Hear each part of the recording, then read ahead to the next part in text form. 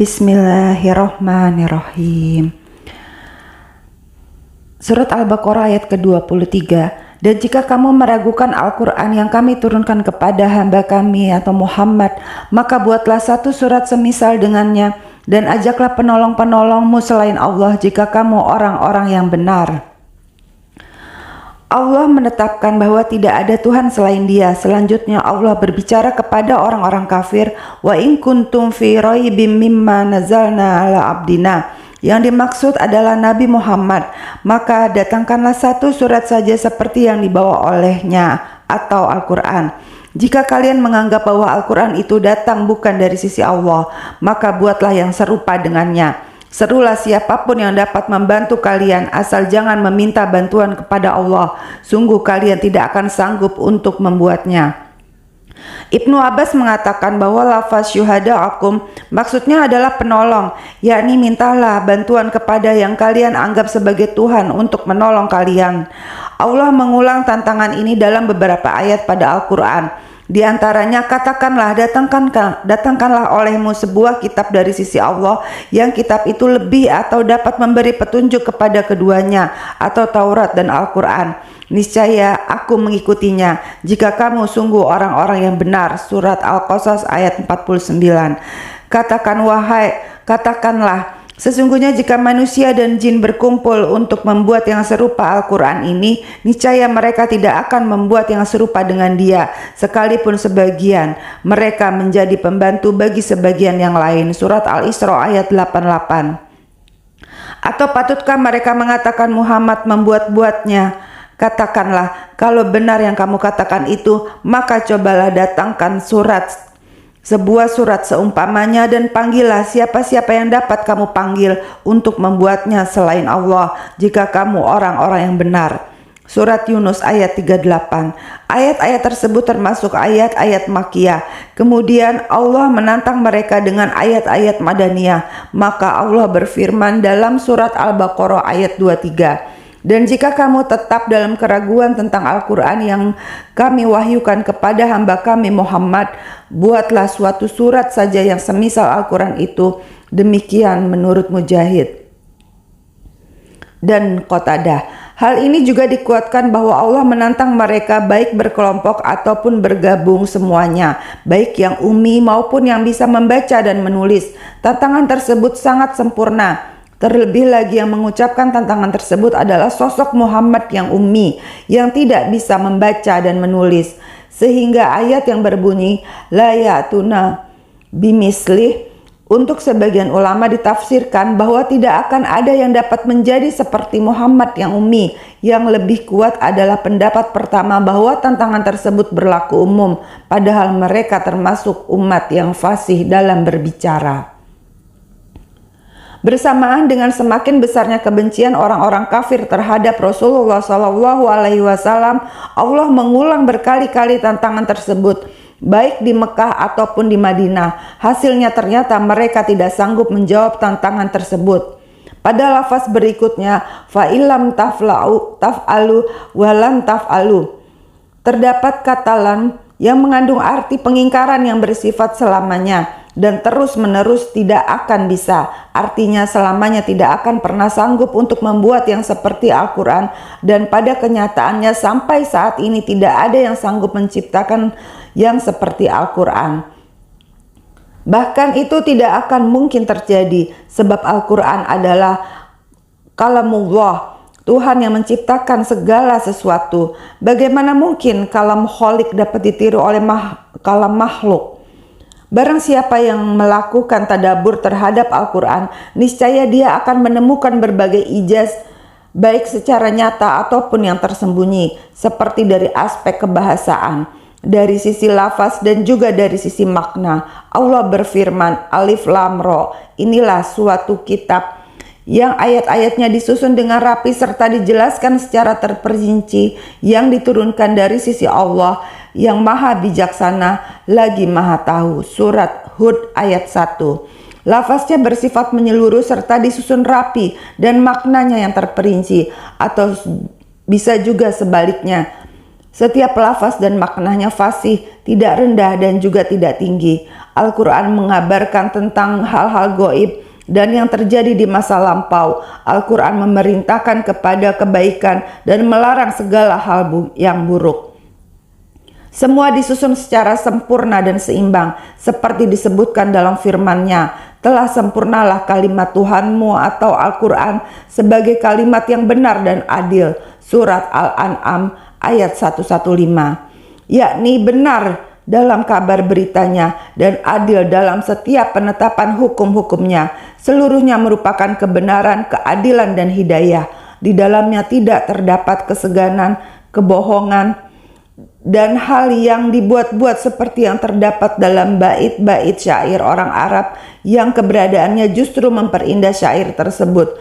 Bahkan dikatakan bahwa syair yang paling indah adalah yang paling banyak kebohongannya, seperti yang terdapat pada kasidah syair tawilah dan madid yang isinya kebanyakan menjelaskan wanita, kuda, dan minuman keras. Adalah pada syair mad yang isinya berupa sanjungan terhadap sesuatu, baik orang, kuda, unta, peperangan, atau hal-hal yang mereka alami dan tidak mengandung faedah sama sekali. Yang mereka mainkan adalah kemahiran seseorang tertentu dalam mengolah kata, sehingga mereka sanggup menampakkan sesuatu yang tersembunyi menjadi sesuatu yang jelas dan nampak dalam bait-bait syair mereka. Akan tetapi semua itu hanya dalam keindahan bahasa saja, tidak menyimpan suatu makna yang berarti. Sedangkan Al-Quran memiliki kekuatan, seluruh isinya fasih sampai pada ujung dari keindahan balaghah. Tentunya bagi orang-orang yang mengerti baik secara rinci ataupun secara global, seandainya kabar yang diceritakan di dalamnya direnungi, maka akan ditemukan kemanisan yang sempurna, baik yang ringkas ataupun yang panjang lebar, baik yang diulang ataupun tidak. Apabila kisah tersebut diulang, maka akan semakin manis dan semakin tinggi nilainya, tidak menjadi usang karenanya, dan tidak membuat bosan para ulama. Apabila berbicara tentang ancaman dan janjinya, maka gunung yang tertancap kuat dan bisu pun akan bergetar. Maka bagaimana dengan hati yang bisa memahami isinya? Janji itu datang dengan sesuatu yang dapat membukakan hati dan pendengaran sekaligus, akan menghadirkan kerinduan kepada surga dan melahirkan keinginan untuk mengunjungi kerajaan Allah, seperti yang janji atau targhib yang diungkapkan dalam firman-Nya. Seorang pun tidak mengetahui apa yang disembunyikan untuk mereka, yaitu bermacam-macam nikmat yang menyedapkan dan pandangan mata sebagai balasan terhadap apa yang telah mereka kerjakan.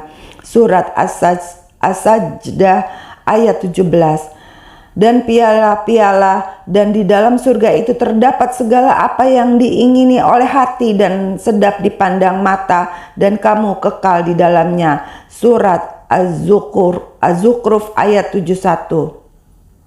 Contoh ancaman atau tarhib seperti pada ayat, maka apakah kamu merasa aman dari hukuman Tuhan yang menjungkir balikan sebagian daratan bersama kamu, atau dia meniupkan angin keras yang membawa batu-batu kecil, dan kamu tidak akan mendapat seorang pelindung pun bagi kamu.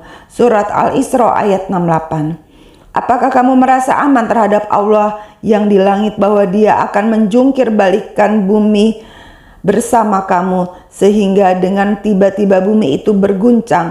Atau apakah kamu merasa aman terhadap Allah yang di langit, bahwa dia akan mengirimkan badai yang berbatu? Maka kelak kamu akan mengetahui bagaimana akibat mendustakan peringatanku. Surat Al-Mulk ayat 16-17. Kemudian yang berisi cacian seperti, maka masing-masing atau mereka itu kami siksa disebabkan dosanya. Surat Al-Ankabut ayat 40. Ada juga yang isinya nasihat seperti, maka bagaimana pendapatmu jika kami berikan kepada mereka kenikmatan hidup bertahun-tahun, kemudian datang kepada mereka azab yang telah diancamkan kepada mereka. Niscaya tidak berguna bagi mereka apa yang mereka selalu menikmatinya. Surat Asy-Syu'ara ayat 205-207. Dan ayat-ayat lain yang menunjukkan berbagai kefasihan, keindahan dan cita rasa yang tinggi dari Al-Quran. Apabila Al-Quran berbicara tentang hukum, perintah dan larangan, maka pada saat mengungkapkan perintah, pasti perintah tersebut mencakup pada hal-hal yang baik, bermanfaat, bagus, dan dicintai. Sedangkan pada saat mengungkapkan larangan, pasti larangan tersebut mencakup hal-hal yang buruk, hina, dan tidak berfaedah. Sebagaimana diungkapkan oleh Ibnu Mas'ud dan ulama salaf lainnya. Apabila engkau mendengar Allah berfirman di dalam Al-Quran, hai orang-orang yang beriman, maka pusatkanlah pendengaranmu. Sesungguhnya ayat itu akan memerintahkan kepada kebaikan atau melarangmu dari suatu kejahatan. Oleh karena itu Allah berfirman, yang menyuruh mereka mengerjakan yang ma'ruf dan melarang mereka dari mengerjakan yang mungkar, dan menghalalkan bagi mereka segala yang baik dan mengharamkan bagi mereka segala yang buruk, dan membuang dari mereka beban-beban dan belenggu-belenggu yang ada pada mereka. Surat Al-A'raf ayat 157. Apabila Al-Quran berbicara tentang tempat kembali atau akhirat dan berbagai hal yang ada di sana seperti surga dan neraka serta apa-apa yang Allah janjikan bagi para penolongnya dan juga bagi siksa bagi para musuhnya, kenikmatan dan siksa yang pedih, maka Al-Quran menyampaikannya dengan berita gembira terlebih dahulu, lalu memberikan peringatan. Setelah itu menyeru agar melakukan kebajikan dan menghindari kemungkaran. Ada anjuran zuhud dalam urusan dunia dan ada anjuran mencintai urusan akhirat. Pada kesempatan yang lain, ada perumpamaan menunjukkan kepada jalan dan syariat yang lurus disertai dengan pengingkaran atas hati yang kotor karena perbuatan setan yang terkutuk. Oleh karena itu Rasulullah Shallallahu Alaihi Wasallam bersabda, tidak ada seorang dari para nabi kecuali mereka telah diberikan ayat-ayat yang dapat diimani oleh manusia. Sesungguhnya aku telah diberikan wahyu dari Allah, maka aku berharap menjadi yang paling banyak pengikutnya pada hari kiamat kelak. Hadis riwayat Syaikhaini dan dari Abu Hurairah. Redaksi hadis di atas milik Imam Muslim. Sabda beliau yang berbunyi, sesungguhnya aku telah diberikan wahyu, yakni bahwa beliau adalah orang yang diberikan kekhususan di antara mereka dengan menerima Al-Quran sebagai wahyu yang melemahkan manusia untuk menandinginya. Berbeda dengan kitab-kitab ilahi lainnya yang tidak menjadi mukjizat menurut mayoritas para ulama. Wallahu alam. Peringatan yang harus diperhatikan. Firman Allah, fa'atu bi suratim mislih, dan firman Allah dalam surat Yunus 38 disampaikan secara umum mencakup surat apa saja dari Al-Quran, panjang ataupun pendek, karena lafaz yang ada pada ayat tersebut adalah nakirah atau umum. Ijaz yang dapat ditemukan adalah boleh surat yang panjang ataupun yang pendek. Aku tidak menemukan perbedaan pendapat tentang hal baik di kalangan ulama klasik ataupun ulama masa kini. Ibnu Razi mengatakan dalam tafsirnya, apabila dikatakan bahwa firman Allah fa'atu bi suratim mimislih mencakup surat Al-Kautsar, Al-Asr dan Al-Kafirun, dan kamu tidak tahu secara langsung bahwa mendatangkan yang semisal atau mendekati itu adalah mungkin, maka apabila kalian mengatakan bahwa mendatangkan semisal surat-surat tersebut merupakan hal yang ada di luar kemampuan manusia, maka itu termasuk dosa besar. Berani melakukan dosa besar seperti itu akan membawa pada tuduhan terhadap agama. Ibnu Razi katakan, oleh karena itulah kami memilih jalan yang kedua, dan kami katakan apabila surat tersebut telah mencapai standar kemukjizatan, itu artinya maksud ayat tersebut telah tercapai. Jika tidak demikian, maka tidak sanggupnya mereka mendatangkan yang semisal itu. Padahal begitu kerasnya mereka menghina Al-Quran. Itu berarti menunjukkan sisi mukjizat Al-Quran, dan ini baru sampai pada lafaz yang terdiri dari huruf-hurufnya. Yang jelas, seluruh surat di dalam Al-Quran adalah mukjizat yang tidak bisa ditandingi oleh manusia. Manusia tidak akan sanggup membuat yang semisal dengannya, baik surat yang panjang ataupun surat yang pendek. Imam Syafi'i mengatakan, apabila manusia mau merenungi ayat tersebut, maka surat Al-Asr sudah lebih dari cukup. Ayat ke-24 surat Al-Baqarah yang bunyi artinya, jika kamu tidak mampu membuatnya dan pasti tidak akan mampu, maka takutlah kamu akan api neraka yang bahan bakarnya manusia dan batu yang disediakan bagi orang-orang kafir. Firman Allah, fatakun narolati waquduhun nasu wal hijara uidat lil kafirin. Wal wukut artinya perkara yang dilemparkan kepada api karena ia dapat menyala seperti kayu bakar dan sebagainya. Allah berfirman, adapun orang-orang yang menyimpang dari kebenaran, maka mereka menjadi kayu api neraka jahanam. Surat Al-Jin ayat 15. Sesungguhnya kamu dan apa yang kamu sembah selain Allah adalah umpan jahanam, kamu pasti masuk ke dalamnya. Surat Al-Anbiya ayat 98. Yang dimaksud dengan al-hijarah dalam ayat ini adalah bongkahan batu sulfat hitam keras dan berbau busuk. Ia adalah batu yang paling panas apabila dipanaskan. Semoga Allah memelihara kita darinya. Amin. Asyadi meriwayatkan dari Ibnu Mas'ud, firman Allah yang berbunyi, wattaqun narallati waquduhun nasu wal hijarah, yakni batu yang ada di dalam neraka dari batu belerang yang hitam. Batu tersebut dipakai untuk menyiksa manusia. Mujahid mengatakan batu dari belerang yang baunya lebih dari bangkai. Pendapat lain mengatakan bahwa batu yang dimaksud adalah berhala-berhala yang disembah oleh manusia, seperti disebutkan dalam firman Allah, mereka itulah yang tetap mendapat petunjuk dari Tuhan mereka, dan merekalah orang-orang yang beruntun. Surat Al-Anbiya ayat 98.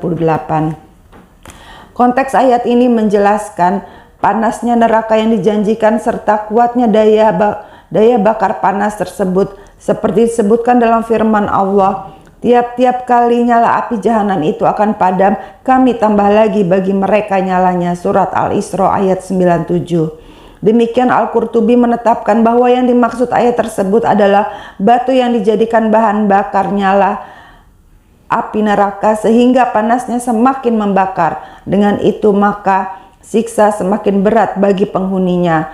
Firman Allah, uidat lil kafirin, domir atau kata ganti pada ayat tersebut adalah untuk neraka. Maknanya adalah batu yang dibicarakan tadi seperti disebutkan oleh Ibnu Mas'ud.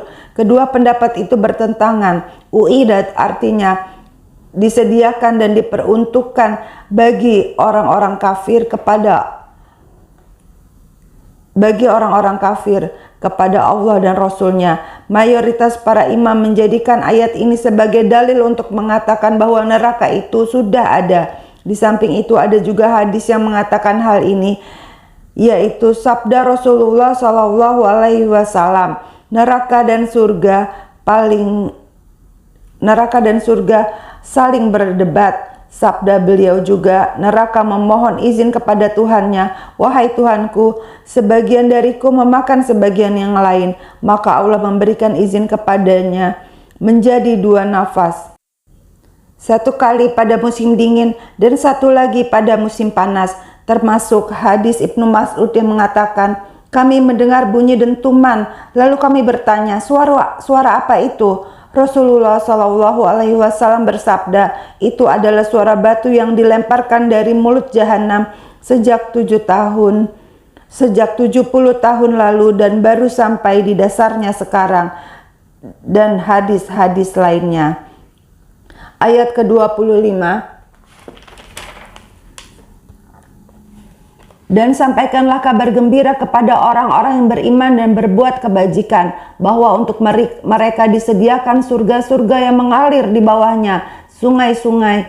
Setiap kali mereka diberi rizki buah-buahan dari surga, mereka berkata, Inilah rezeki yang diberikan kepada kami dahulu. Mereka telah diberi buah-buahan yang serupa, dan di sana mereka memperoleh pasangan-pasangan yang suci. Mereka kekal di dalamnya.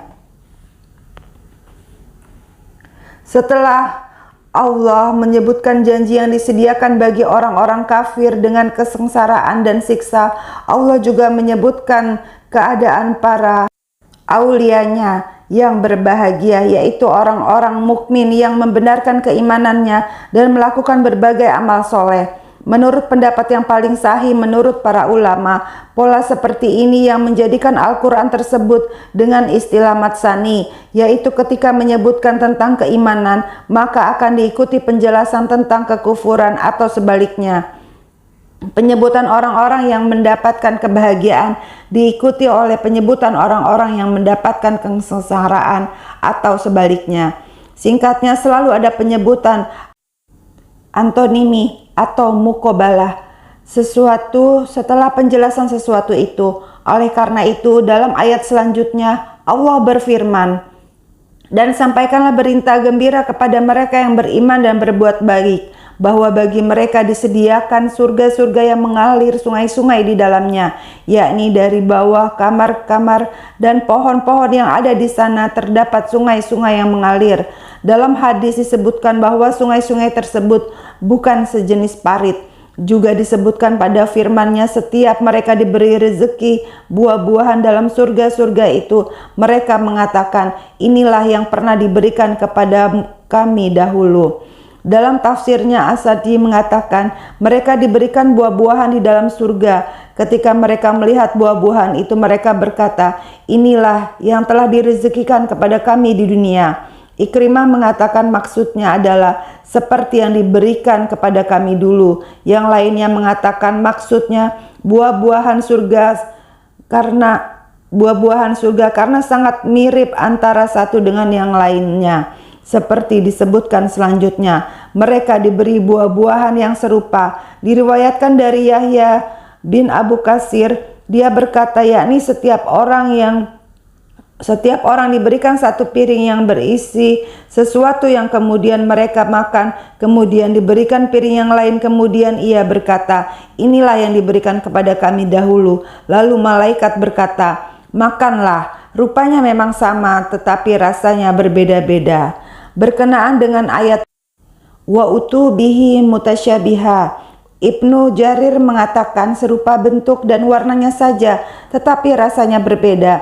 Inilah pendapat yang dipilih oleh Ibnu Jarir. Ikrimah mengatakan maksudnya adalah bahwa buahnya mirip dengan buah di dunia, tetapi buah di surga itu lebih baik.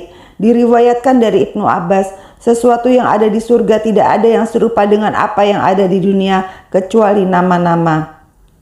Firman Allah, "Walahum fiha azwajum mutahharah."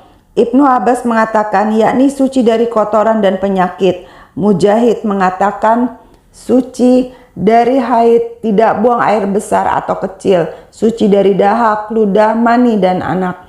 Qatadah mengatakan yakni suci dari penyakit dan kesalahan. Diriwayatkan dari Abu Sa'id dari Nabi SAW tentang firman tersebut, beliau bersabda, "Suci dari haid, tidak buang air besar atau kecil, suci dari dahak dan ludah." Hadis riwayat Ibnu Murdawiyah dan Hakim dalam kitab Al-Mustadrak yang nampak bahwa ini adalah ungkapan Qatadah seperti disebutkan sebelumnya. Firman Allah, "Wahum fiha khalidun." Inilah yang dimaksud dengan kesempurnaan kebahagiaan. Mereka bersama dengan nikmat tersebut berada di tempat yang nyaman, aman dari kematian dan tidak ada akhir. Selamanya mereka menghabiskan waktu di dalam kebahagiaan yang tidak ada putusnya. Allah yang berhak mengumpulkan kami pada golongan ini. Sesungguhnya Dia Maha Pemurah, lagi mulia, Maha Baik, lagi Maha Pengasih. Surat kedua, ayat ke-26 dan 27. Sesungguhnya Allah tidak segan membuat perumpamaan seekor nyamuk atau yang lebih kecil dari itu. Adapun orang-orang yang beriman, mereka tahu bahwa itu kebenaran dari Tuhan.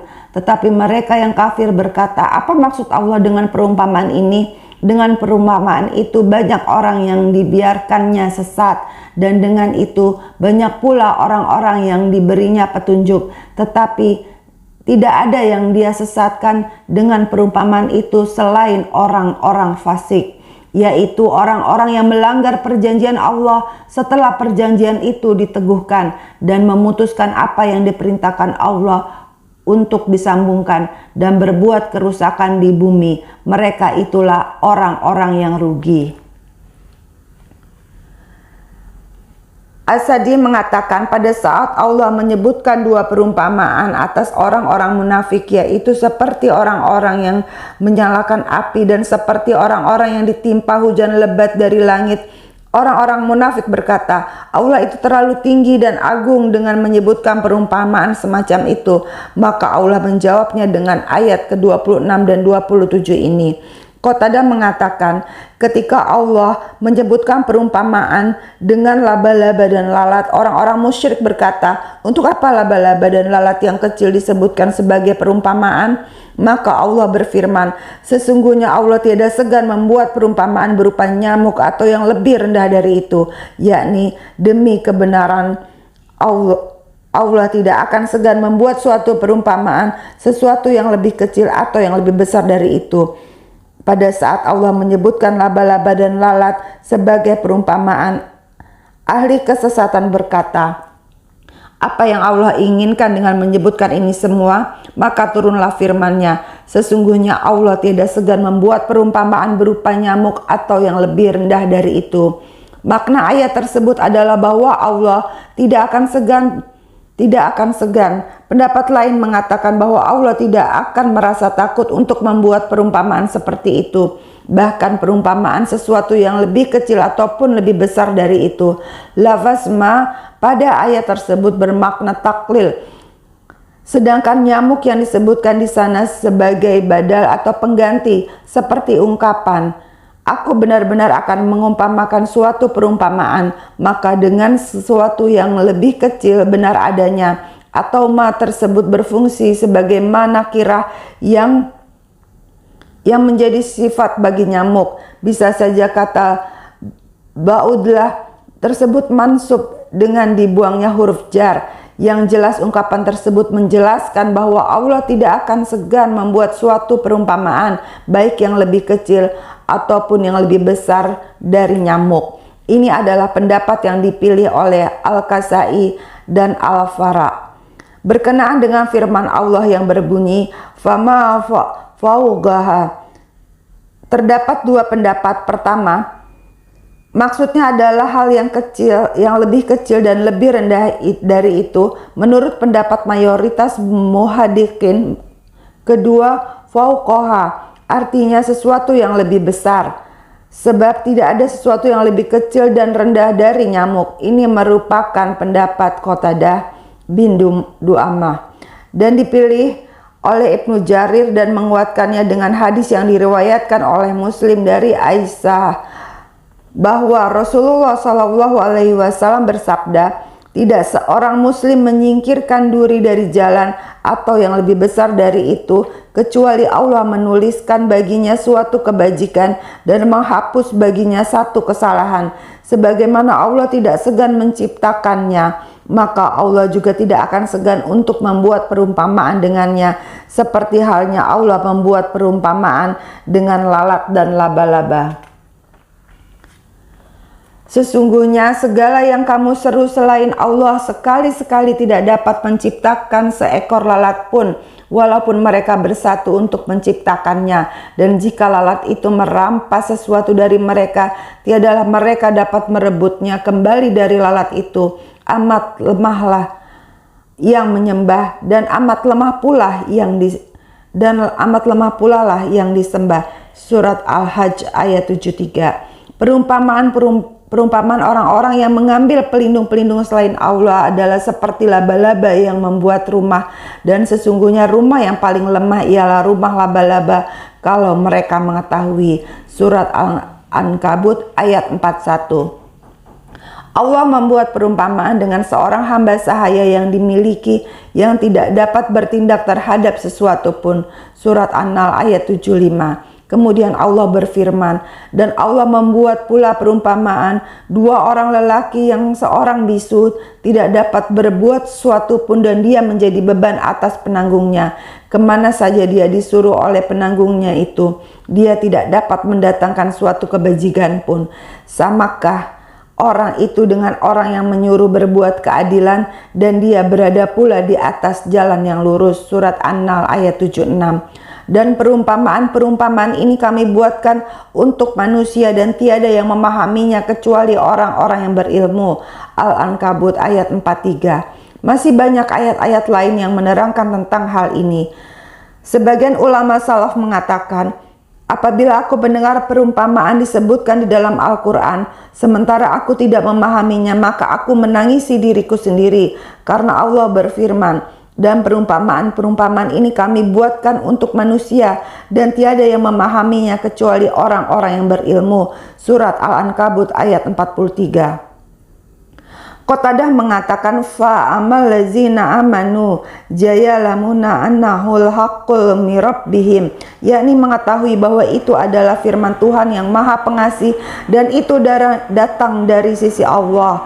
Abdul Aliyah mengatakan fa'amal lazina amanu fayalamuna annahul haqqu mirabbihim, yakni perumpamaan tersebut dan firman-Nya fa'amal lazina kafaru la yaquluna maza aradalahu bihazal masalah, sebagaimana firman Allah, dan supaya orang-orang yang diberi Alkitab dan orang-orang mukmin itu tidak ragu, dan supaya orang-orang yang dalam hatinya ada penyakit dan orang-orang kafir mengatakan apakah yang dikehendaki Allah dengan bilangan ini sebagai suatu perumpamaan. Demikian Allah menyesatkan orang-orang yang dikehendakinya dan memberi petunjuk kepada siapa yang dikehendakinya, dan tidak ada yang mengetahui tentara Tuhanmu melainkan Dia sendiri. Dan sakar itu tiada lain hanyalah peringatan bagi manusia. Surat Al-Mudassir ayat 31. Demikian juga dalam surat Al-Baqarah Allah berfirman, dengan perumpamaan itu banyak orang yang disesatkan Allah, dan dengan perumpamaan itu pula banyak yang diberi petunjuk. Dan tidak ada yang disesatkan Allah kecuali orang-orang yang fasik. Ibnu Abbas mengatakan dengan perumpamaan itu banyak pula orang yang disesatkan Allah. Yang dimaksud adalah orang-orang munafik, dan firman-Nya dengan perumpamaan itu pula banyak orang yang diberi petunjuk. Maksudnya adalah orang-orang mukmin. Maka kesesatan orang-orang munafik semakin bertambah karena mereka kembali mendustakan kebenaran yang telah mereka yakini dari perumpamaan yang disebutkan oleh Allah. Sedangkan bagi orang-orang yang beriman, perumpamaan tersebut semakin menambah hidayah dan keimanan pada diri mereka. Mereka tidak ada yang disesatkan Allah kecuali orang-orang yang fasik. Abdul Aliyah mengatakan mereka adalah orang-orang yang memiliki penyakit nifak. Mujahid meriwayatkan dari Ibnu Abbas bahwa orang-orang kafir itu mengetahui, tetapi mereka menutup-nutupi dengan kekufurannya. Qatadah mengatakan mereka berbuat fasik, maka karena kefasikan mereka Allah menyesatkannya. Fasik secara etimologi berarti keluar dari ketaatan. Orang Arab mengatakan fasaqat arutbah, artinya tumbuhan keluar.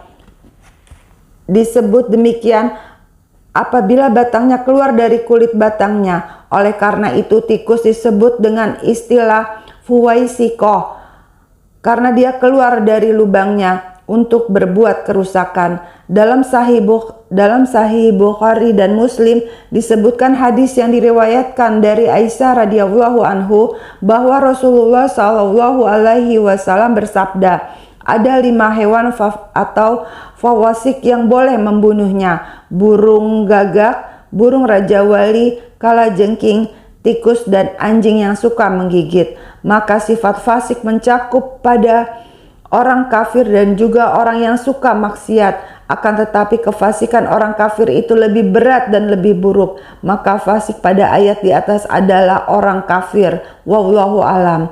Dengan dalil ayat berikutnya yang menyebutkan, yaitu orang-orang yang melanggar perjanjian Allah sesudah perjanjian itu teguh dan memutuskan apa yang diperintahkan Allah kepada mereka untuk menghubungkannya dan membuat kerusakan di muka bumi. Mereka itulah orang-orang yang rugi. Sifat-sifat tersebut merupakan ciri orang-orang kafir yang membedakan diri mereka dengan orang-orang mukmin. Seperti disebutkan dalam firman Allah, adakah orang yang mengetahui bahwasanya apa yang diturunkan kepadamu dari Tuhanmu itu benar sama dengan orang yang buta? Hanyalah orang-orang yang berakal saja yang dapat mengambil pelajaran, yaitu orang-orang yang memenuhi janji Allah dan tidak merusak perjanjian. Surat Ar-Ra'd ayat 19-20 sampai dengan ayat orang-orang yang merusak janji Allah setelah diikrarkan dengan teguh dan memutuskan apa-apa yang Allah perintahkan supaya dihubungkan dan mengadakan kerusakan di bumi, orang-orang itulah yang memperoleh kutukan dan bagi mereka tempat kediaman yang buruk atau jahanam. Surat Ar-Ra'd ayat 25. Para ahli tafsir berbeda pendapat tentang makna al-ahdu atau perjanjian yang diingkari oleh orang-orang fasik itu. Sebagian ahli tafsir mengatakan bahwa maksudnya adalah wasiat Allah kepada makhluknya untuk taat melakukan perintahnya serta tidak melakukan larangan atas mereka seperti kemaksiatan sebagaimana tertulis pada kitab mereka dan juga sebagaimana disampaikan melalui lisan Rasulnya. Pengingkaran mereka adalah dengan meninggalkan pengamalan itu semua. Sebagian ahli tafsir yang lain mengatakan berhubungan dengan orang-orang kafir, ahlul kitab dan orang-orang munafik dari mereka. Perjanjian Allah yang mereka ingkari adalah apa yang Allah perjanjian atas mereka di dalam Taurat, yaitu melaksanakan apa yang terdapat dalam kitab tersebut serta menerima untuk mengikuti Muhammad SAW apabila dia telah diutus, membenarkan apa yang dibawa olehnya kepada mereka. Orang-orang munafik dan orang-orang kafir ahlul kitab mengingkari perjanjian tersebut dan tidak menerimanya ketika mereka telah mengetahui Nabi Muhammad SAW sebagai utusan Allah, bahwa mereka menyembunyikan kebenaran itu dari orang lain. Ini merupakan pendapat yang dipilih oleh Ibnu Jarir dan juga dipegang oleh Muqatil bin Hayyan. Ahli tafsir lainnya mengatakan yang dimaksud oleh ayat tersebut adalah seluruh orang-orang kafir, orang-orang musyrik dan orang-orang munafik. Perjanjian yang dimaksud di atas mereka adalah tauhidullah, perintah dan larangan sesuai dengan petunjuk Rasulullah melalui mukjizat yang tidak seorang pun dari mereka yang sanggup membuat yang serupa dengannya. Pengingkaran mereka adalah meninggalkan apa yang telah jelas bagi mereka, kebohongan mereka terhadap Rasul dan kitab yang ada pada tangan mereka, padahal mereka tahu bahwa apa yang dibawa oleh Muhammad SAW adalah kebenaran, tetapi mereka malah menyembunyikannya. Diriwayatkan dari Muqatil bin Hayyan seperti apa yang disebutkan tadi, dan ini juga kecenderungan pendapat Imam Zamkhsyari mengatakan, apabila engkau bertanya apa yang dimaksud dengan ahdullah atau perjanjian Allah, maka aku katakan, yaitu hujah tentang tauhid yang tertancap alam akal mereka, yaitu hal yang diwasiatkan dan disematkan kepada mereka sebagaimana firman Allah, dan penuhilah janjimu kepadaku, niscaya aku penuhi janjiku kepadamu. Surat Al-Baqarah ayat 40. Ahli tafsir yang lain mengatakan bahwa perjanjian yang dimaksud adalah perjanjian yang telah Allah ambil ketika manusia dikeluarkan dari tulang rusuk Adam seperti diceritakan pada firman-Nya. Dan ingatlah ketika Tuhanmu mengeluarkan keturunan anak-anak Adam dari sulbi mereka, dan Allah mengambil kesaksian terhadap jiwa mereka seraya berfirman, bukankah aku ini Tuhanmu? Mereka menjawab, betul, engkau Tuhan kami menjadi saksi. Kami lakukan yang demikian itu agar di hari kiamat kamu tidak mengatakan, sesungguhnya kami Bani Adam adalah orang-orang yang lengah terhadap ini atau keesaan Tuhan. Surat Al-A'raf ayat 172. Sedangkan pengingkaran yang mereka lakukan adalah tidak memenuhi perjanjian itu. Demikian juga yang diriwayatkan dari Muqatil bin Hayyan. Pendapat-pendapat tersebut diuraikan oleh Ibnu Jarir dalam tafsirnya. As-Sadji mengatakan bahwa yang dimaksud dengan perjanjian itu adalah perjanjian atas mereka yang terdapat dalam Al-Quran yang mereka baca. Mereka malah mengkufurinya. Firman Allah, wa yaqta'una ma amarallahu bihi ayyussalah. Satu pendapat mengatakan bahwa yang dimaksud dengan silatul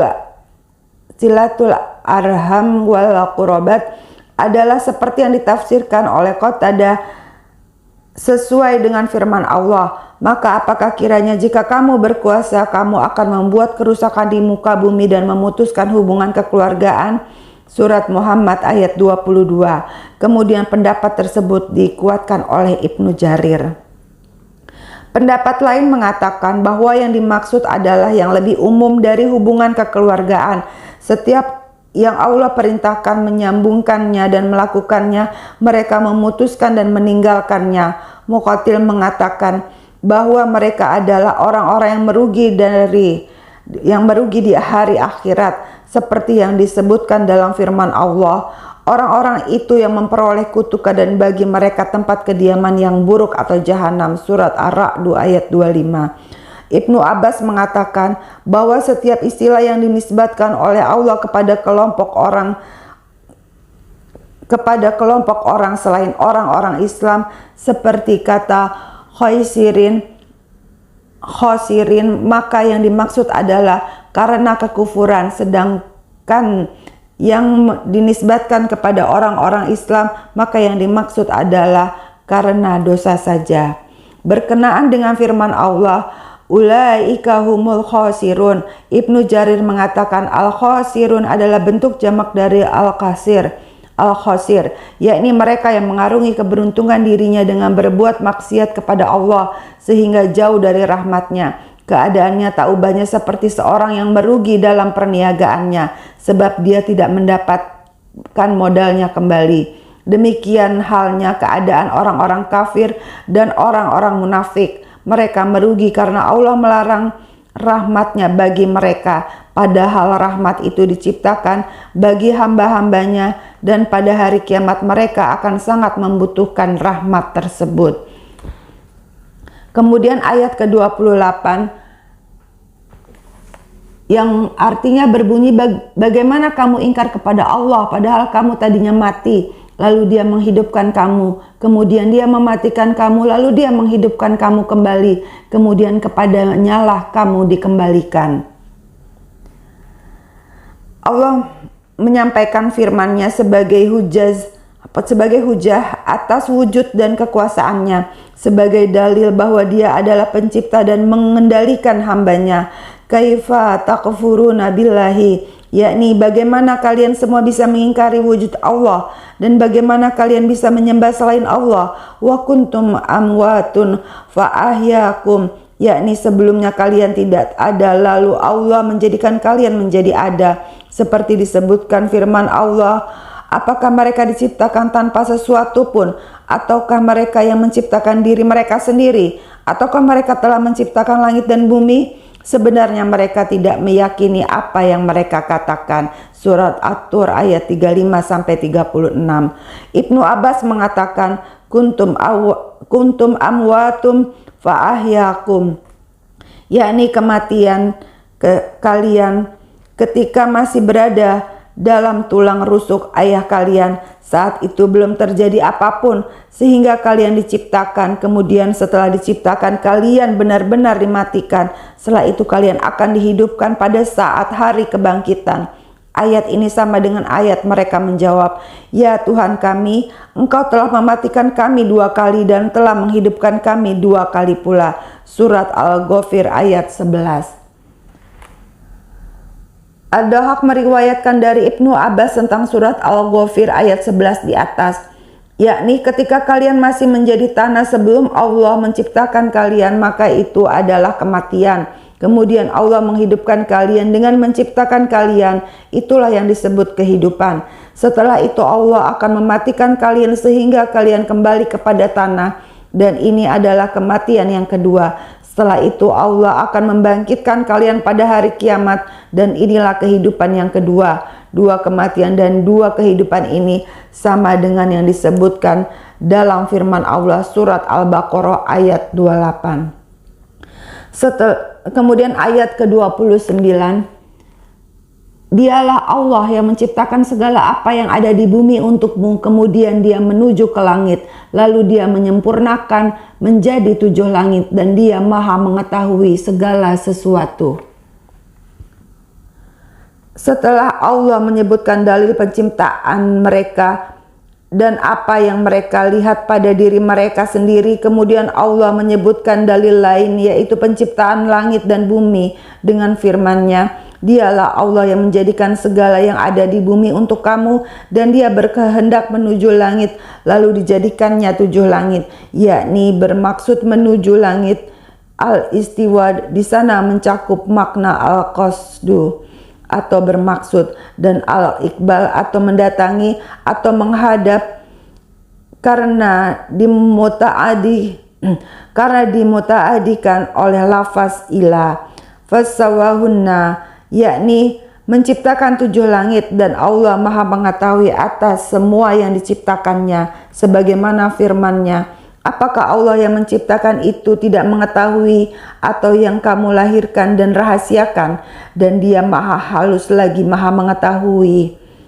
Al-Muluk ayat 14. Hal ini juga dikupas dalam surat Fusilat ayat 9, yaitu katakanlah sesungguhnya patutkah kamu kafir kepada yang menciptakan bumi dalam 2 masa, dan kamu adakan sekutu-sekutu baginya yang bersifat demikian itu. Demikian itulah Tuhan semesta alam. Ini menjadi dalil bahwa Allah menciptakan bumi terlebih dahulu, kemudian menciptakan 7 langit. Penciptaan tersebut dimulai dengan membuat bagian bawah, kemudian bagian atasnya. Demikian yang diuraikan oleh para ahli tafsir. Sedangkan firman Allah yang berbunyi, apakah kamu yang lebih sulit penciptaannya ataukah langit? Allah telah membangunnya, dia meninggikan bangunannya, lalu menyempurnakannya. Dan dia menjadikan malamnya gelap gulita, dan menjadikan siangnya terang benderang, dan bumi sesudah itu dihamparkannya. Surat An-Nazi'at ayat 27-30. Disebutkan bahwa kata kemudian pada ayat tersebut bukan berarti mengatafkan pekerjaan, akan tetapi kata kemudian pada ayat tersebut mengatafkan penceritaan saja, seperti ungkapan yang terdapat pada sebuah syair yang berbunyi, katakan bagi siapa dia memimpin, kemudian ayahnya yang memimpin, kemudian kakeknya yang memimpin sebelum itu. Satu pendapat mengatakan bahwa proses penghamparan bumi dilakukan setelah selesai penciptaan bumi dan langit, seperti diriwayatkan oleh Abu Talha dari Ibnu Abbas. Berkenaan dengan firman Allah yang berbunyi, dialah yang menciptakan bagi kalian apa yang ada di bumi semuanya. Mujahid mengatakan bahwa Allah telah menciptakan bumi sebelum langit. Ketika menciptakan bumi timbullah sekumpulan asap. Maka saat itulah Allah berfirman, kemudian dia menuju langit dan langit itu masih merupakan asap. Lalu dia berkata kepadanya dan kepada bumi, datanglah kamu keduanya menurut perintahku dengan suka hati atau terpaksa. Keduanya menjawab, kami datang dengan suka hati. Surat Fusilat ayat 11. Mujahid mengatakan 7 lapis langit di atas dan 7 lapis bumi ke bawah. Ayat ini menunjukkan bahwa bumi diciptakan lebih dahulu sebelum langit, seperti disebutkan dalam firman Allah. Katakanlah sesungguhnya patutkah kamu kafir kepada yang menciptakan bumi dan dalam 2 masa? Surat Fusilat ayat 9. Saya tidak menemukan perbedaan pendapat dalam hal ini kecuali pendapat yang dikutip oleh Ibnu Jarir dari Qatadah yang menganggap bahwa langit diciptakan lebih dahulu sebelum bumi, sedangkan Qurtubi menyatakan tawakuf untuk menafsirkan ayat 27 sampai 30 surat An-Nazi'at. Jadi mayoritas ahli tafsir mengatakan bahwa bumi diciptakan terlebih dahulu sebelum langit.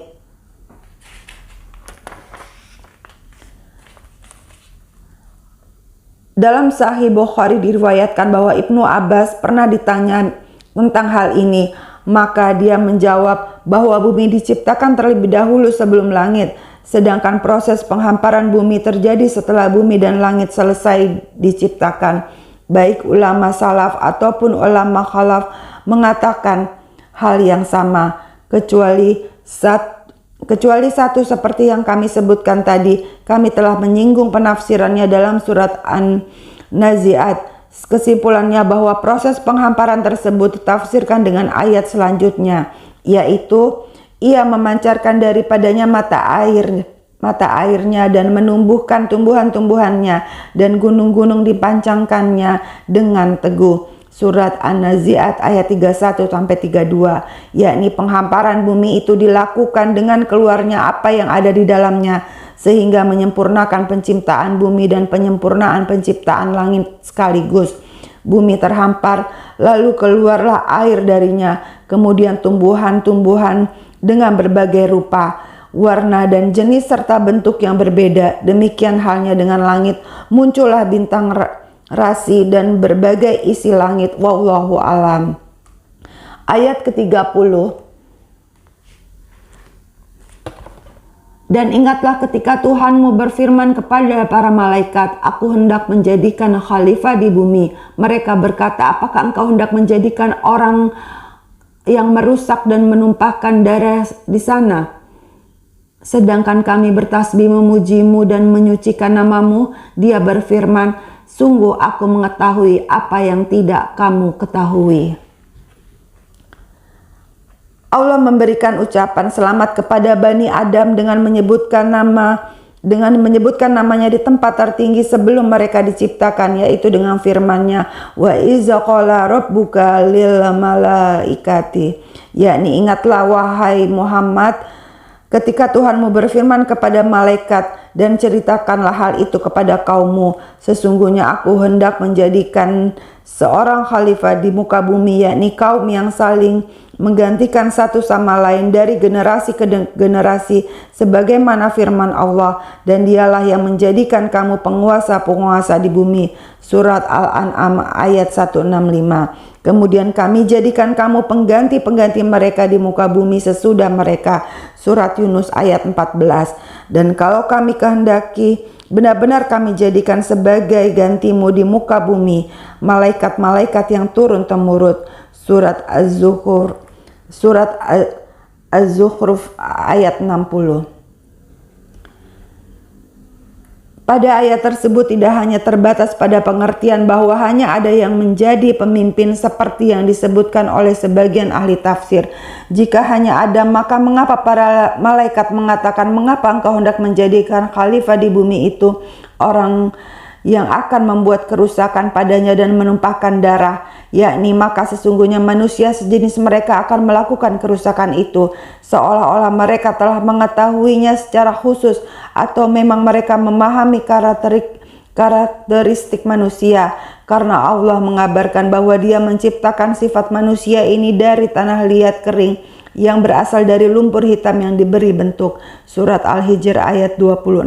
Atau malaikat memahami dari kata khalifah bahwa kelompok ini yang akan memisahkan manusia dengan apa yang terjadi pada diri mereka dalam berbuat zolim dan juga menghalangi dari hal-hal haram dan dosa. Demikian pendapat Al-Qurtubi, atau mereka memahaminya dengan mengkiaskannya kepada kelompok sebelumnya seperti yang akan kami sebutkan di depan tentang pendapat para ulama tafsir. Ucapan malaikat tersebut bukan berarti penentangan terhadap Allah, bukan pula terdorong oleh rasa iri dan dengki kepada Bani Adam seperti anggapan beberapa ahli tafsir. Allah telah mensifati malaikat bahwa mereka itu tidak mendahuluinya dengan perkataan dan mereka mengerjakan perintah-perintahnya. Mereka tidak pernah mempertanyakan sesuatu tanpa izin Allah. Maka dalam hal ini ketika Allah memberitahukan mereka bahwa Dia akan menciptakan makhluk di muka bumi, dan sebelumnya telah mereka ketahui makhluk ini akan membuat kerusakan, maka para malaikat berkata, "Mengapa engkau hendak menjadikan khalifah di bumi itu orang yang akan membuat kerusakan padanya dan menumpahkan darah?" Pertanyaan tersebut lebih kepada meminta penjelasan dan menyelidiki hikmah penciptaannya. Dengan kata lain, mereka berkata, "Wahai Tuhan kami, apa hikmah dari penciptaan makhluk ini? Padahal sebagian mereka akan melakukan kerusakan dan pertumpahan darah bumi. Apabila yang engkau maksud adalah hamba-hambamu, maka kami bertasbih dan memujimu, engkau dan menyucikan engkau. Dan mengapa tidak membuat kami merasa cukup?" Maka Allah berfirman untuk menjawab mereka, "Sesungguhnya aku mengetahui apa yang tidak kamu ketahui ini, yakni aku maha mengetahui kemaslahatan yang akan timbul dari penciptaan makhluk ini daripada kerusakan seperti yang kalian sebutkan. Sesungguhnya aku akan menjadikan para nabi dari kelompok mereka. Aku akan mengutus rasul dari kalangan mereka. Di antara mereka juga akan ada kaum sidikin, syuhada, solihin, hamba-hamba yang zuhud, para wali yang berbakti, orang-orang yang mendekatkan diri kepadaku, para alim ulama yang mengamalkan ilmunya, orang-orang yang khusyuk dan mencintai Allah sekaligus mengikuti rasul-rasulnya." Satu pendapat mengatakan bahwa makna ayat "sesungguhnya aku mengetahui apa yang tidak kamu ketahui", yakni sesungguhnya aku mempunyai hikmah dalam penciptaan mereka yang tidak kamu ketahui. Ada juga yang mengatakan bahwa ungkapan tersebut merupakan jawaban atas pernyataan malaikat. Padahal kami senantiasa bertasbih dengan memuji engkau dan menyucikan engkau. Maka Allah berfirman, "Sesungguhnya aku mengetahui apa yang tidak kamu ketahui, yakni mengetahui keberadaan iblis di antara kalian dan sifat mereka atau khalifah itu tidak hanya seperti yang kalian sebutkan." Ada juga yang pendapat yang mengatakan bahwa pernyataan para malaikat, "Mengapa engkau hendak menjadikan khalifah di bumi itu orang yang akan membuat kerusakan padanya dan menumpahkan darah, padahal kami senantiasa bertasbih dengan memuji engkau dan menyucikan engkau," menunjukkan permintaan mereka agar mereka yang tinggal di bumi sebagai pengganti anak Adam. Maka Allah berfirman, "Sesungguhnya aku mengetahui apa yang tidak kamu ketahui, yakni mengetahui bahwa menetapnya kalian di langit lebih baik dan lebih cocok." Pendapat tersebut dikemukakan oleh Ar-Razi dan yang lainnya. Wallahu alam. Pendapat para ahli tafsir. Dalam tafsir As-Saji mengatakan, sesungguhnya Allah berfirman kepada malaikat, "Sesungguhnya aku hendak menjadikan seorang khalifah di muka bumi." Malaikat berkata, "Wahai Tuhan kami, apa yang akan diperbuat oleh khalifah itu?" Allah berfirman, "Dia akan melahirkan keturunan yang melakukan kerusakan di bumi, berbuat hasud dan saling membunuh satu sama lain." Ibnu Jarir mengatakan sesungguhnya makna khilafah yang disebutkan oleh Allah adalah pergantian generasinya dari waktu ke waktu seperti ungkapan khalafa fulanu fulanan, artinya si fulan menggantikan si fulan dalam urusan ini, seperti halnya dalam firman Allah, "Kemudian kami jadikan kamu pengganti-pengganti mereka di muka bumi sesudah mereka supaya kami memperhatikan bagaimana kamu berbuat." Surat Yunus ayat 14. Oleh karena itu seorang pemimpin disebut khalifah karena dia yang menggantikan posisi pemimpin sebelumnya. Ibnu Jarir meriwayatkan dari Abu Abbas, sesungguhnya yang pertama kali menghuni bumi adalah jin. Mereka melakukan kerusakan, menumpahkan darah, saling membunuh satu sama lain.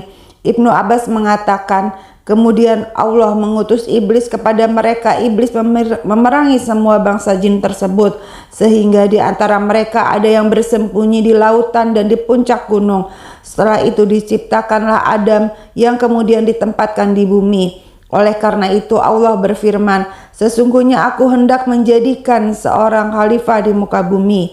Al-Hasan mengatakan, Sesungguhnya bangsa jin suka melakukan kerusakan dan pertumpahan darah di muka bumi. Kemudian Allah memberitahukan bahwa hal itu akan terjadi. Maka malaikat pun berkata sesuai dengan apa yang mereka ketahui. Qatadah mengatakan, firman Allah yang berbunyi, mengapa engkau hendak menjadikan khalifah di bumi itu orang yang akan membuat kerusakan padanya, yakni Allah memberitahukan kepada para malaikat bahwa jika makhluk itu diciptakan maka dia akan membuat kerusakan dan pertumpahan darah. Ibnu Jarir mengatakan sebagian ahli tafsir mengatakan bahwa apa yang dikatakan malaikat itu disebabkan karena Allah memberikan izin kepada mereka untuk bertanya tentang hal itu. Itu pun setelah mereka diberitahu tentang keadaan anak Adam. Maka para malaikat pun bertanya dengan penuh keheranan, bagaimana mereka akan berbuat maksiat bagaimana mereka akan berbuat maksiat kepada engkau, padahal engkau yang menciptakan mereka. Sehingga Allah menjawab, sesungguhnya aku mengetahui apa yang tidak kamu ketahui, yakni bahwa itu merupakan keadaan mereka. Dan apabila kalian tidak mengetahui sebagian dari mereka, akan kalian lihat sebagai orang yang taat. Sebagian malaikat mengatakan hal itu sebagai bentuk permintaan agar Allah memberikan pengarahan atas apa yang tidak mereka ketahui, seolah-olah mereka berkata, ya Tuhan kami, beritahukanlah kepada kami. Berkenaan dengan ucapan malaikat dalam firman Allah, padahal kami senantiasa bertasbih dengan memujimu, dengan memuji engkau dan menyucikan engkau. Qatadah mengatakan tasbih dan penyucian itu adalah solat. Asyadi meriwayatkan dari Ibnu Abbas maksudnya adalah mendirikan solat bagimu. Mujahid mengatakan maksudnya adalah mengagungkan dan memuliakan engkau. Diriwayatkan dari Abu Zar bahwa Rasulullah SAW pernah ditanya, ucapan apakah yang paling utama? Beliau bersabda, yaitu ucapan yang dipilih oleh Allah untuk para malaikat. Subhanallah wa bihamdi. Hadis riwayat Muslim dari Abu Zar bil Al-Ghifar. Diriwayatkan juga bahwa pada malam Isra, Rasulullah SAW mendengar suara tasbih di langit yang tinggi. Subhanal aliyul ala, subhanahu wa ta'ala. Hadis riwayat Balhaqi dari Abdurrahman bin Qard. Imam Al-Qurtubi menjadikan ayat tersebut sebagai dalil bahwa harus ada yang menjadi khalifah di antara manusia. Tujuannya untuk menjadi penengah atas apa yang diperselisihkan oleh manusia itu sendiri, memutuskan pertengahan di antara mereka, menolong orang yang terzolimi, menegakkan hukum dan mencegah perbuatan buruk dan keji, serta berbagai hal penting yang tidak mungkin ditegakkan kecuali dengan adanya seorang pemimpin. Apabila suatu kewajiban tidak sempurna kecuali dengan adanya hal itu, maka hal itu juga hukumnya menjadi wajib. Kepemimpinan hukumnya wajib seperti diungkapkan oleh sebagian ahlu sunnah berkenaan dengan Abu Bakar, atau dengan isyarat yang diungkapkan sebagian ulama lainnya, atau dengan ijma lembaga yang berwenang tentang hukum untuk menetapkan satu pimpinan. Wallahu alam.